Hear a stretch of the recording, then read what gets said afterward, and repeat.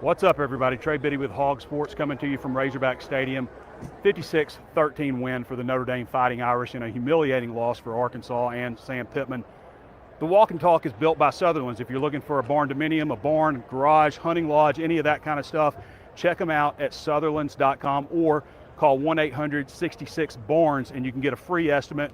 Razorback people who went to the University of Arkansas, even though Sutherlands is based out of Kansas City, long history in Arkansas, 6 locations. You got a lot of choices for your home and garden, so go check out our friends at Sutherlands. Well, this, guys, it's just a matter of time. I mean, the question is whether it's Sunday or sometime in the middle of the week or something like that. It's just been, I know Sam Pittman wanted to do good things here, but it just hasn't worked out. It's probably something that could have easily happened last year and maybe didn't because of the way things are structured with the timeline, with transfer portal and all that stuff. And it probably could have happened after that 4-8 season. In fact, I thought it was going to happen after that 4-8 season. But this has been very on brand for Arkansas. This is the 4th straight home game in Fayetteville against a major conference opponent or similar in Notre Dame, where Arkansas has lost by double digits. So the MO of this team is to go on the road and play solid competition, or any competition, play slightly below that level. That's been the MO of this team. They did it against Memphis, they did it against Ole Miss, and then they come home and get their doors blown off. 4th straight time. I mean, you lost to, since that Tennessee game on October 5th, which was a great experience, a lot different than today, they lost double-digit games against LSU, I think 34-10 or something. They lost to Ole Miss 63-31, and lost to Texas 20-10, and now have lost to Notre Dame 56-13. A good Notre Dame team, a team that has no business coming in here and just humiliating Arkansas on their home field like this. This is a game that was very highly anticipated in the preseason, but we laid out 2 scenarios for Arkansas football, and unfortunately, it's been this one. First scenario, they beat Memphis on the road, which was on the table. They beat Ole Miss on the road, which was on the table. They come back and play a competitive game against Notre Dame, in a game that, you thought probably both teams would be ranked. That was the path to an 8-4 season, which was on the table. The other path, shallow relationships with this team. We talked about that. All the kind of issues, letting go of the rope because things don't go your way early, and that's exactly what happened. You've got so many hired mercenaries on this team, people that don't have that history, that can only be accomplished through time.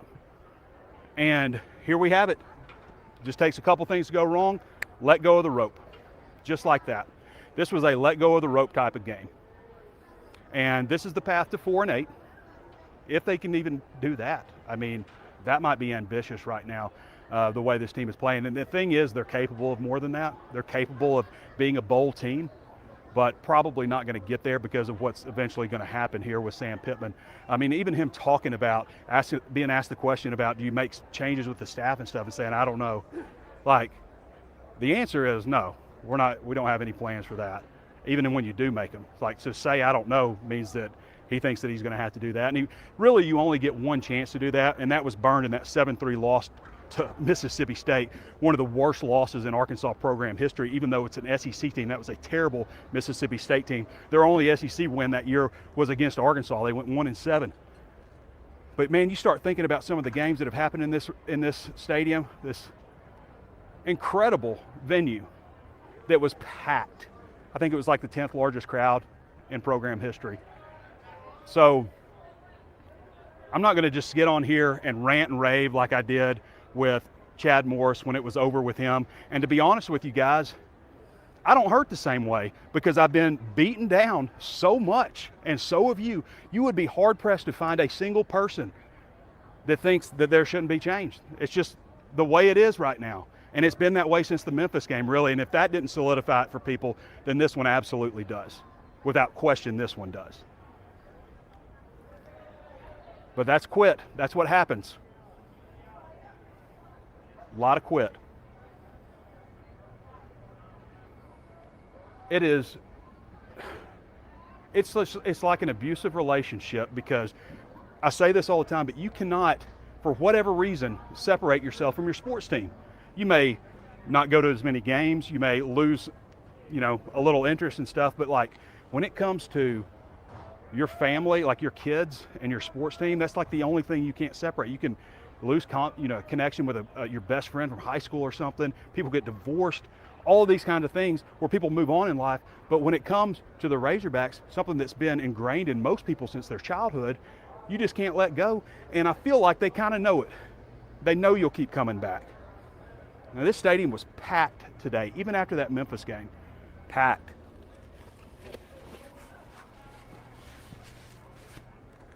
And it emptied out really quick. Booze raining down, which you'd expect when something like that happens.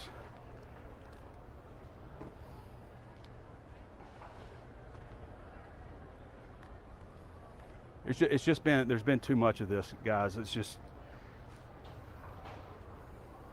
there's people that are furious with Hunter Yurachek also. Don't feel like he's done a good job.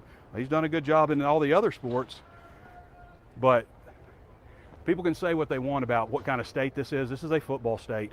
I'm sorry. It runs too deep in this state, and there's no excuse for this program to be in the state that it is right now. And we can point to NIL and financial support and all that kind of stuff. Look at this. Look at this venue. You kidding me? And you can't put a decent product out on the field that can beat Memphis? Loses to G5 programs? Comes here?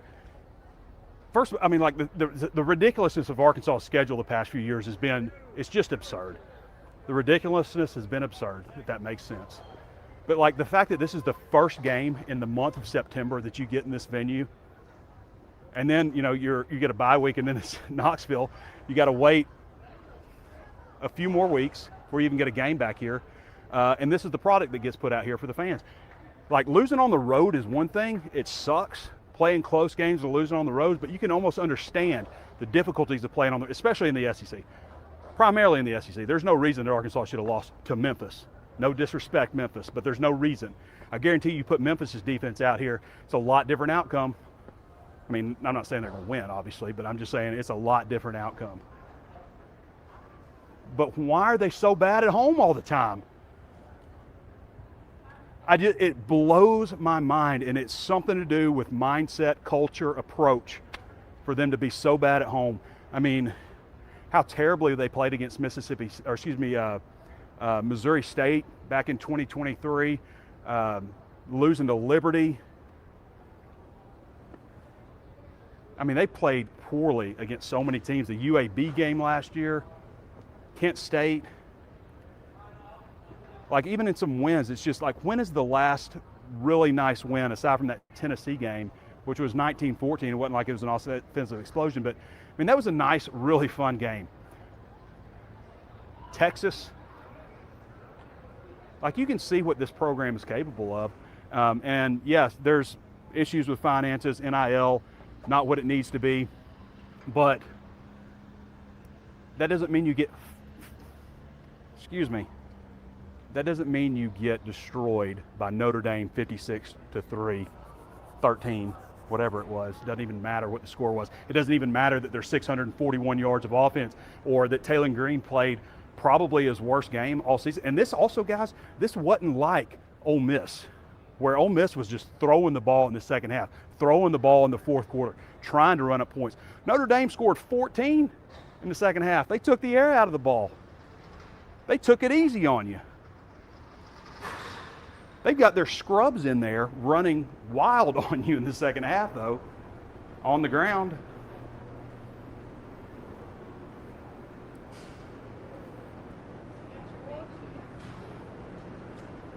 It really blows my mind, the lack of pride that has developed over the years with Razorback football. That heart, that passion for the state it just feels gone. I say that, hell, look at the crowd today. Look at the people who showed up. You can't blame those people one bit for backing out and, I mean, leaving the stadium. There were a few dozen people left in the student section after the game. Where's the pride, the heart? It's all about the money, I guess. And maybe Arkansas should look at that and consider things a little bit differently about who the players are that they bring in here. Because like Memphis had, Memphis had the 66th ranked portal class. They had 70 new players, 54 of them on scholarship. That looked like a team with heart, a team that would compete. How's it going?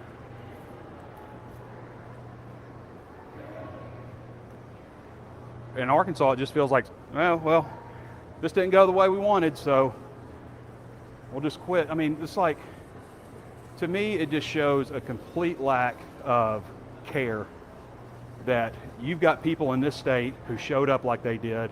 Talked to a guy earlier from Indiana. He drove down from Indiana. I'm just like, man, out of all the people that came down from Indiana, you're the only one leaving this stadium happy. I mean, you got to imagine that people came from anywhere nearby here who are Notre Dame fans, which, you know, they're Notre Dame fans all over the country. Hey, and I'll say this because there'll be Notre Dame fans in the comments like, you didn't give Notre Dame any credit. Notre Dame's got a good team. Are they a college football playoff team? I don't think a 56-13 win over Arkansas makes you that. I don't think this is a 10-win Notre Dame team or anything. Good team, but not a team that should come in here and just beat the dog out of you like that. That's just quit. It's a let go of the rope, quit. All right, well, how's it going? I always wonder, like, people who don't know about the walk and talk, like, what are they thinking looking at me right now? This cops looking me up and down, doesn't trust me. I mean, what can you do right now besides just kind of laugh it off? A lot of happy Notre Dame fans leaving this stadium right now, and they should be. They don't know that they played a team that just quit. They just think their team's awesome. Well, we'll see what happens. It's just really, guys, it's a matter of time. You know, from the human element of it, I've mentioned before, I've always liked Sam. People always say, who cares what you think? But, you know, you're in that post-game press conference. His wife's in there.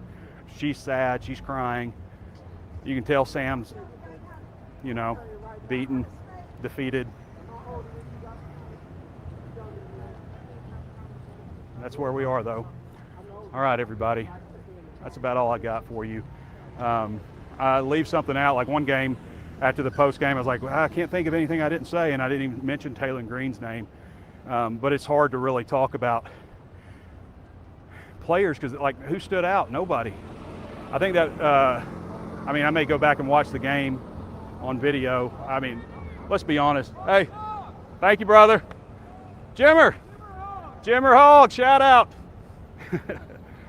Jimmer Hogg from the board. Well, should be a real interesting few weeks, guys. I don't know when things wrap up. We are in a bye week. That's typically when things tend to happen. You look around the country at other changes they've happened on a Sunday. Hell, they let Mike Gundy do his Monday press conference and then fired him on a Tuesday. So when the momentum is gone, there's not really any other options that you have. And I saw Hunter here checking the tunnel like he is every game at the end, you know, slapping hands with players. I wanted to see how the interaction with him and Sam was, and it was a handshake and a pat on the back. It wasn't anything, and I think everybody just pretty much knows where this thing is headed.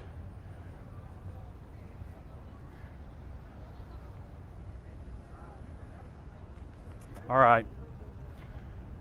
I really hope the audio works on this. New phone.